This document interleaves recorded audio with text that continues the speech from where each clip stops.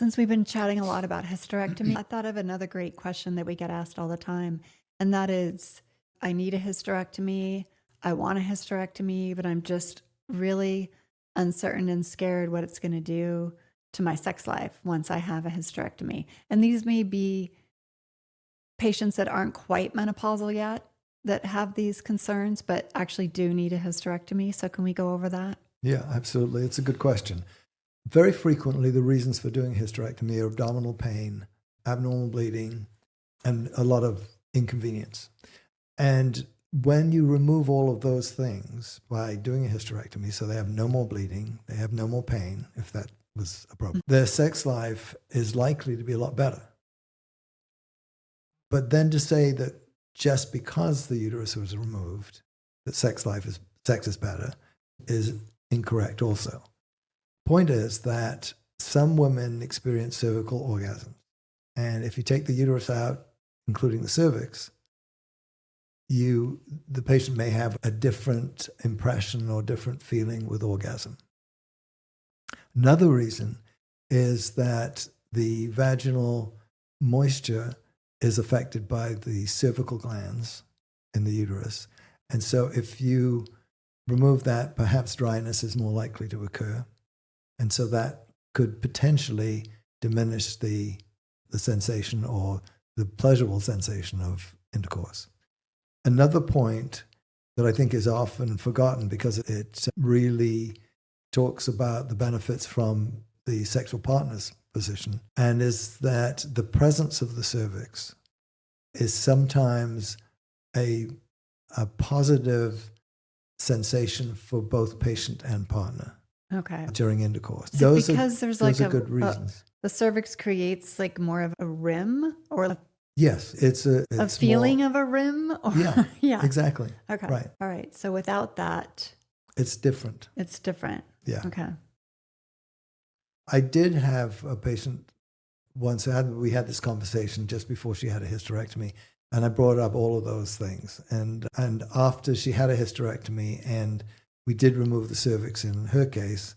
And I remember when she got back into sexual activity after the surgery, she sent me a text and said, I think the cervix is really overrated. Yeah. Yeah, it's probably true. Everyone will have an individual response and experience to whether or not they felt pleasure through their cervix or not once it's removed, right? Because maybe most people aren't that in tune with what their bodies are doing.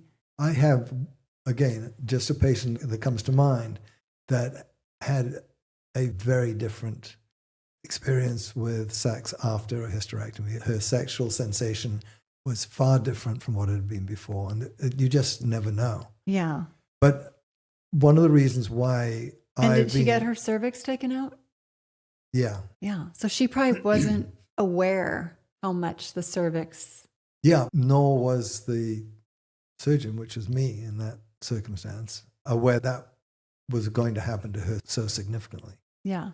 But overall, if there is no real pathology in the uterus and there's not bleeding or not pain associated with it, the uterus is best left there. The uterus or the cervix? I'm sorry, the uterus. Right, the cervix?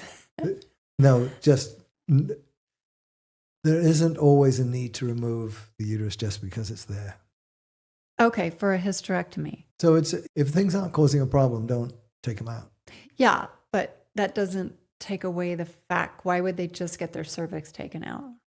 No, we've got a little bit off subject here because we very rarely would remove a cervix without removing the uterus.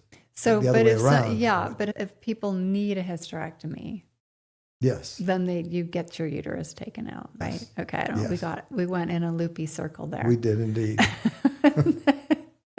I was thinking you were saying we don't have to remove the cervix because a lot of times you don't remove the cervix. Yeah, and that's exactly what I want to say. Because people are having pain and bleeding, and that's uterus. So oftentimes, I'd say the majority of times, you're not taking out the cervix. That's true. And that's actually the point that I was going to make. That's my preference of types of hysterectomy would be a laparoscopic supracervical hysterectomy. And what we, just to carry this discussion a little further, maybe more than our listeners want to know, but I would definitely think that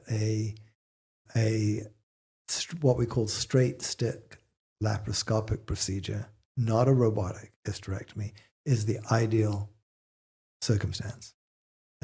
We can see beautifully with the laparoscope. Those of us that have done a lot of these do not need the robot, because that basically helps putting a stitch in and tying a knot, and you can do that if you practice enough without the robot. It's just, so most of my patients would have a laparoscopic supracervical hysterectomy, which is a safer operation than a total hysterectomy. There's less pain associated with it. There's a faster recovery. We're not influencing the pelvic floor and the integrity of that. And we have all the benefits. That's the other thing too. Yeah.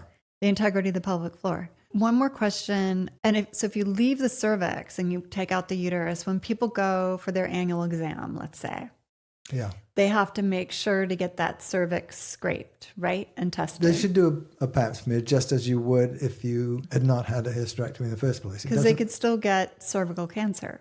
Yes. Because the cervix is still there. Yes. Yeah. But again, an important point here is cervical cancer is a sexually transmitted disease. And if they've never had an abnormal pap smear in the past, it's extremely unlikely that they're going to have cervical issues in the future. And as long as they have pelvic exams and pap smears, we're really good at screening for cervical cancer. I did not know this. No, I did not know. I thought there was a type of cervical cancer that was an STD. Mm-hmm. I didn't realize that 99% of them are a STD. Okay, so if you've had normal PAPs your whole life, because we do get a lot of patients, we do check for cervical cancer though on every annual exam. Yes, we do. Okay. That's a pap smear. Yes, but there but are two parts of the pap smear. I know. And so remember, we've had people say, oh, he didn't scrape my cervix, or why did this not happen? Is that the reason why? Or if they're, because it doesn't happen with every annual exam. No, I'm not sure what that question is. Just like, it seems like not everyone gets their cervix scraped during an annual exam. Yeah. Yes, they do. If they're having a pap smear, that's what's happening. But they don't necessarily have cells from the cervix. Okay. And from the cervical canal. So that happens a lot in a postmenopausal patient. You can't get cells. Yeah, or they're so few of them because the patient has a stenotic cervix. Or they've had an ablation. Yeah, ablation shouldn't be affecting the cervix. Okay. I think that's it. Good. We've really confused people today, I think. Oh, it's confusing. Yeah. I think it's a confusing topic. Yeah. Okay, thank you.